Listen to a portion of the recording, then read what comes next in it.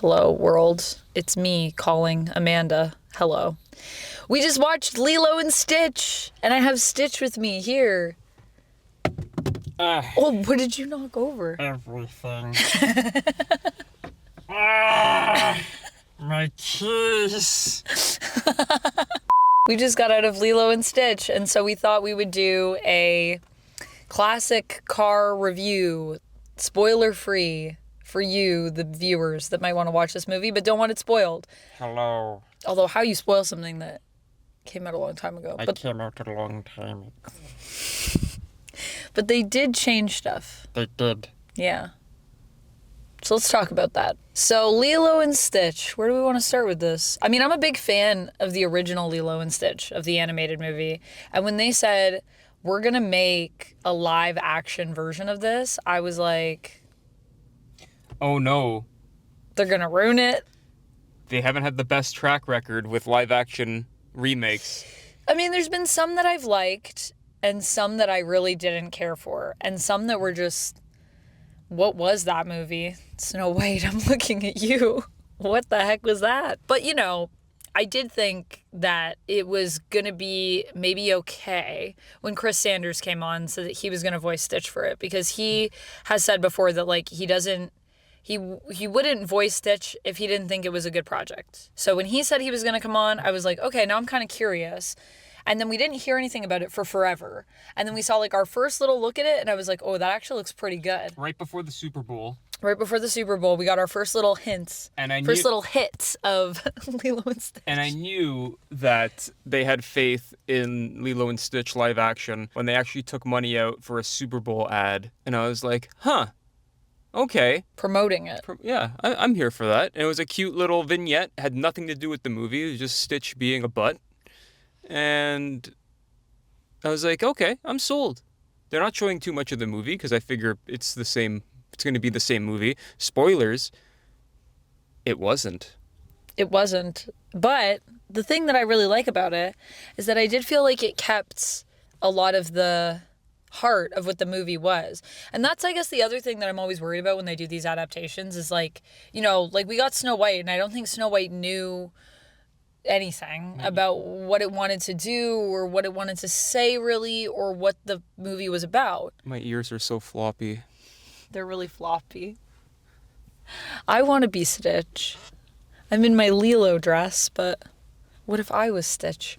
And I'll be Lilo. We can swap. Yeah, so I think the main thing was that they nailed the core of what this movie is about, which it is about family. It's about Ohana. It's about all kinds of family, found family, families that you're born into, looking out for each other, and this idea of who you are is not necessarily all of the things that you do all the time, you know, that you can do bad things and not be a bad person. And this belief in each other and this connection that we all have. And it's a really beautiful film, and especially as someone that, like, I have sisters, so I think that's maybe why Lilo and Stitch always hit for me.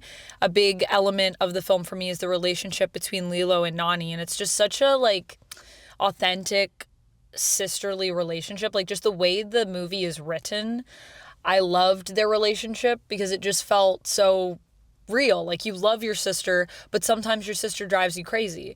And that being said, I didn't fight with my sisters a lot growing up, but that idea, it's part of, you know, what it is to have siblings, I think.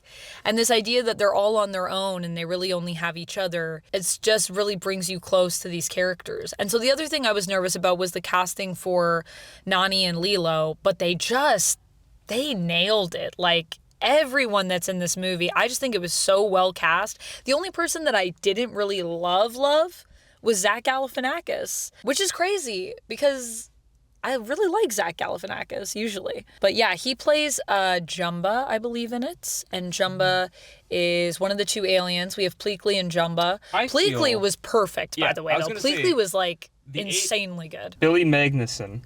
Billy Magnussen is the person that plays Pleakly, and he is perfection. Also, and, he's so good. Bro, why you shredded? Oh my god. Why is Pleakly so ripped? I remember at one point, there's a scene. Oh, I don't want to spoil what happens in the scene, but there's just a scene where like He's shirtless. you get to see his physique, and Duck just leaned over to me and he was like, "But why is he shredded?" He's an actor. You have to be shredded all the time. Everyone knows. However, that being said, I wasn't a big fan of, this is shown in the trailer, so it's not really a spoiler, that the two alien characters, Jumba and Pleakly, are humans most of the time. They didn't want to animate it. They put all their budget into Stitch. Let's talk about the animation though, because Stitch the looked animation really looks good. great. Stitch looks really good. I feel like all the stuff with the aliens at the beginning, when they were in space, I thought that all looked really good. I do think Pleakly and Jumba look good when they exist as aliens. But they're just Zach Galifianakis and a hot man for Yeah, most of it. but and the other thing that I feel is that although I think Pleakly's voice really kind of matches the tone of the original, while not being a direct impersonation, I would say it's still kind of doing a little bit of its own thing, but it's very much in line with the initial performance. Who plays Pleakly in the original? But Zach Galifianakis is just Zach Galifianakis. Like there's no.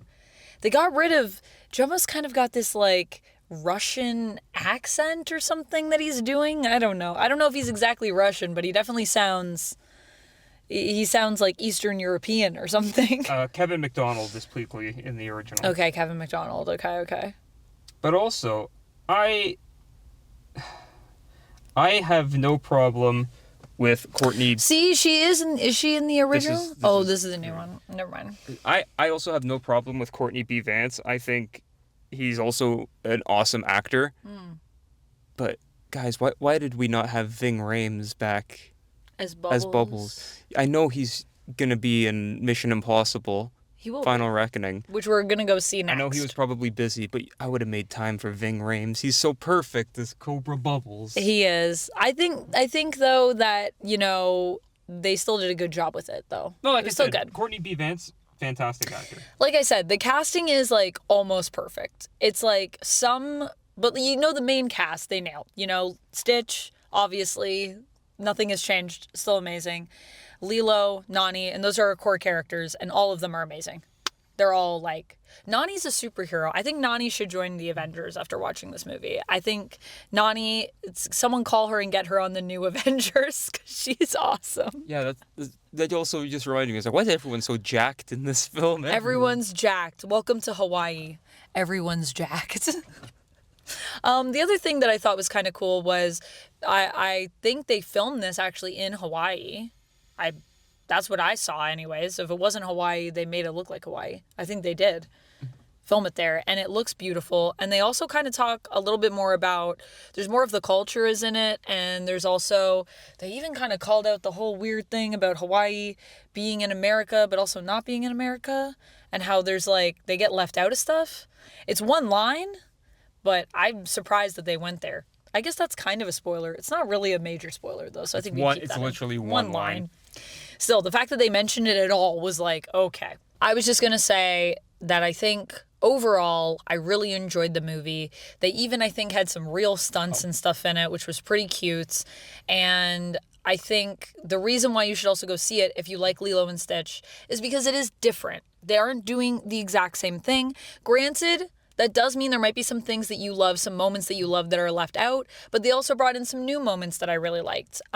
They did also modernize it, which I think some people will like, some people won't. But hey, there's still records in it, so you're good in that regard. So the one thing I'll say to kind of round this out is, I mean, it's a remake. It's a live action remake. Is it better than the original? No, I don't think so. I still think I prefer the original more, but it's still a good adaptation of a good film, which is still good. That's just kind of my thoughts on it. Like, it's not like, should you watch this over the original? I will tell you, if you had two films to take with you, or if you had You're two going films on to a desert island, and you can only pick one, and it's Lilo and Lilo and Stitch Stitch. or the live action remake, you're gonna take. I'd the still say animated. take the animated. However, this is still really good. This one's a little bit better, But this one's still good. I feel like if you had space for both, you'd bring both and you'd still enjoy them. But if you had to take one, I'd agree with you. I would also bring the animated over this. But the animated also is kind of on a different level just because the animation is also just beautiful in that movie and also very stylized. I thought it was still a very admirable attempt at redoing it and still trying to give something extra. Like, it's like, if you're gonna redo it, like, what are you doing? And I think they did really consider, like, if we're gonna do that, it has to have something different, which I liked. My only thing that I'll say that I really was not here for was I didn't think that there was enough Elvis in this film, so boycott it. No, I'm just kidding. Definitely go see it. I think you're gonna really like it. Yeah, and I think overall for me, Lilo and Stitch live action. What do we rank it? I'm gonna say a 4. A 4 out of 5. I'll give this a 4. It was really fun. Yeah. It moved me a lot. I cried quite a bit. I think something about it being real people, there's always a potential there to, I think, really connect with an audience because it is so real. And the stuff with Lilo and Nani, man, it's going to touch, I think, a lot of people in the audience. And I mean, I'm extremely hard on a lot of live action remakes. You are. From Disney. So a 4 from you is praise. It's pretty good. I'd say that this is the only one I would recommend people go out of their way to check out. Well, there you have it. The only one that Duck says you should watch. And the one that I say is at the top of the pile of live actions. Best live action that I've seen. And I liked The Little Mermaid, but this is better than The Little Mermaid. Also, just as... Speaking of blue people, wasn't Will Smith the genie in the live action Aladdin? Yes, he was. God, I thought I had buried that memory. You try to forget live action Aladdin, but you can't. Actually, you know what? Live action Aladdin, this might be a hot take, but I didn't think it was that bad. It was all right. Okay, you're walking home. All right. Well, we got to go watch Mission Impossible now. So see you in the next one. Let us know your thoughts on the movie down in the comments below. Are you going to see it? Have you seen it? What do you think? Let's keep it spoiler free though. And we'll be back with a full filled review. So if that's what you're into, don't worry. I'll do that too. And we'll talk about all the moments that are different and all that good stuff. All right. Have a good one. I'll see you next time. Until then, stay nerdy.